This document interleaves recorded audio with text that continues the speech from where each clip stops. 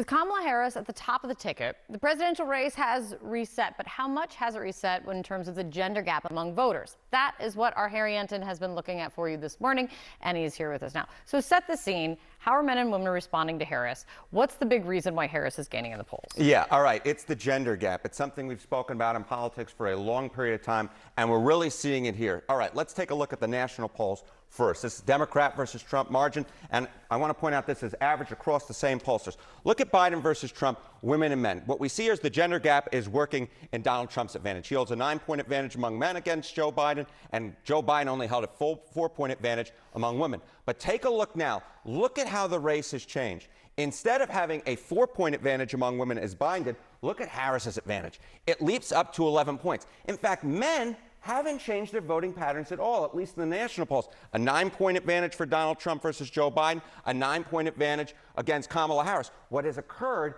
is women voters are flocking to the Democratic ticket. Look at that. Look at that. 4 points versus 11 points. That is the reason that Kamala Harris has turned this race around. You said this is nationally, right? This is national. So what about in swing states? What's going on in the swing states? So let's take a look at those Great Lake battleground states, Pennsylvania, Michigan, and Wisconsin. This is among registered voters. What do we see here? It's a very similar picture. Biden versus Trump women. Biden has a larger advantage in those Great Lake battleground states, according to those New York Times Siena College polls, at 10 points. But again, that surge among women, we're seeing the same thing in those battleground states as we saw nationally. Kamala Harris up 17 points among women. Men, very little change. Donald Trump doing a little bit worse, but still a very clear advantage. But the same story in the swing states as we see nationally. The gender gap was working for Donald Trump against Joe Biden, and now it's working against him against Kamala Harris. Is this the same, smaller, or bigger than? Can you put it in context? I mean, is it the same that we normally see? Yeah. All right. So let's take a look. Let's go through time, particularly here. All right. This is the Democrat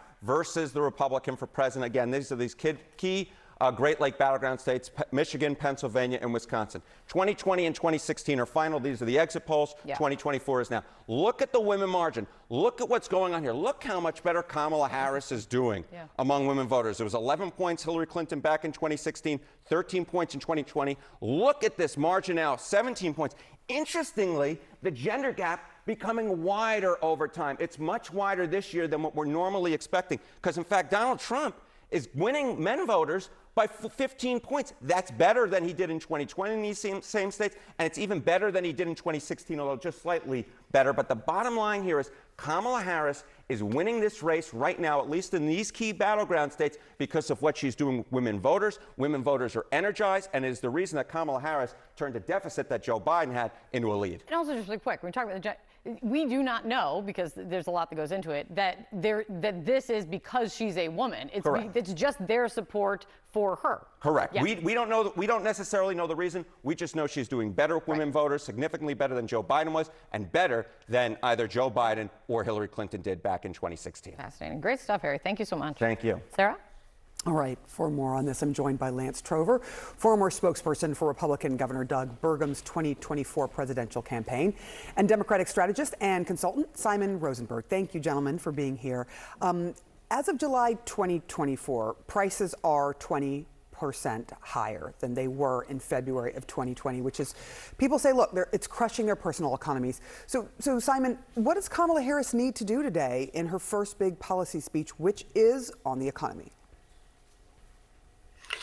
Yeah, I mean, I think she has to remind folks how much better the economy is today than it was when we came into office, and to lay out her agenda for how she wants to continue to create growth and opportunity for the American people. Her basic phrase about the economy is we want people not just to get by, but to get ahead, which I think is a very powerful way of talking about the economy. And today she's spending a lot of time talking about how she wants to continue to lower costs and make life more affordable for working people. It's a very sensible, common sense agenda that she's going to be laying out today. I think the new thing that's a little bit different from what Biden had been doing is a big emphasis on housing and lowering housing costs by building more housing in America to make housing more affordable across the country. I think that's going to be a really key part of her discussion today. Lance, does she need to differentiate herself, in your opinion, from Biden?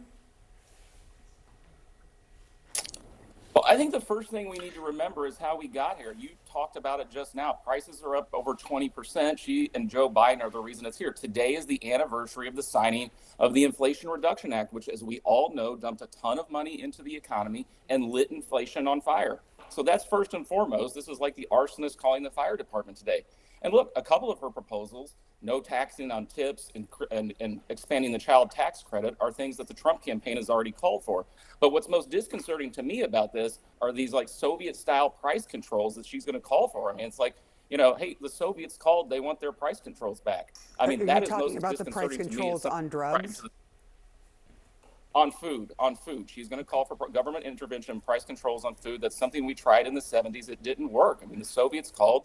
They want their economic policies back. I find that very disconcerting. I think it's something voters should pay attention to. Let's talk about what Trump has been saying. He had a press conference yesterday. It began pretty tame, talking about the economy, staying on strip. He talked about the high price of things, again, everything from housing to food. But he then spent a lot of time on personal attacks. Here's some of that. I think I'm entitled to personal attacks. I don't have a lot of respect for her.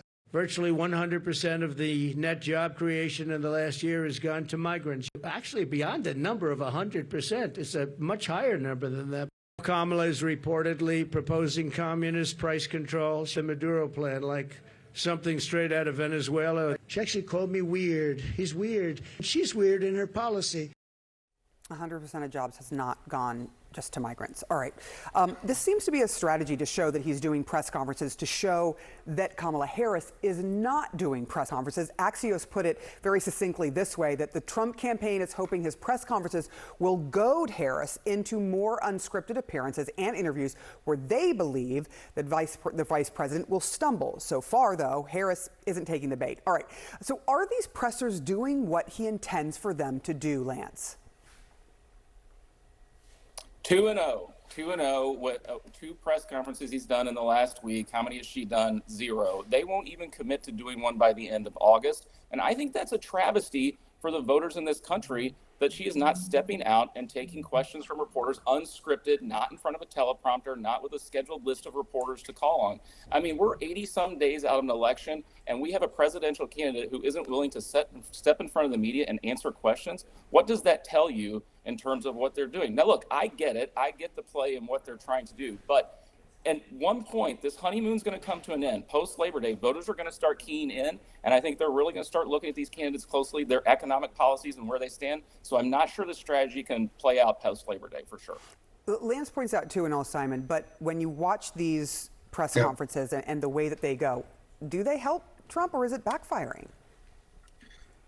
No, I mean, Donald Trump's performance in the last few weeks have been some of the most disastrous events that we've seen in modern American political history. I mean, he's dropped 6 points in the polls in the last few weeks. Kamala Harris now has a lead in all the battleground states. The election has changed, and I think it's changed in part because with Biden's struggles now not being in the news every day, we've gotten to see a lot more about Donald Trump, and it's been scary stuff. I mean, some of the stuff he said yesterday reminded us of how fundamentally unfit and unwell he is. And so I do think this has been a really rough patch for the Trump campaign. I think the J.D. Vance pick was also something that's dragging them down. And somehow they've got to change the fundamental dynamic of this race. They're bringing in a whole new team to try to shake things up now. We've learned yesterday. And they need to do that because right now we're winning and they're losing. And if they don't somehow fundamentally change the trajectory of this election, they're going to lose the election. I got to ask you about this investigation that was done here at CNN, showing the secretly recorded video of one of the architects of Project 2025. He's also a former cabinet member for the Trump administration and the director of the RNC team that rewrote the party's official platform. Trump says he doesn't know anything about Project 2025. He said that publicly several times. But here is what one of the architects of Project 2025 said about it. Notwithstanding, I expected to hear 10 more times from the rally, the president, distancing himself from the left's boogeyman of Project 2025. Yeah. And you're not worried about that? I'm not worried about it. And so I see what he's doing is just very, very conscious distancing himself from a brand. He's very supportive of what we do and know that we have all manner of things that we do that's, even unrelated to Project 2025. This is all about politics, he says at one point. Simon, I mean, how does Trump keep saying he doesn't know anything about this? I mean, his agenda is Project 2025. There is no, he can try all day to distance himself from it, but what he's laid Hold out, on, Simon. what he Lance, talks do you about in agree all with his that? press That- conferences is the same agenda. Simon, you made this quip that it is about 2025 and his agenda is. Lance, do you agree?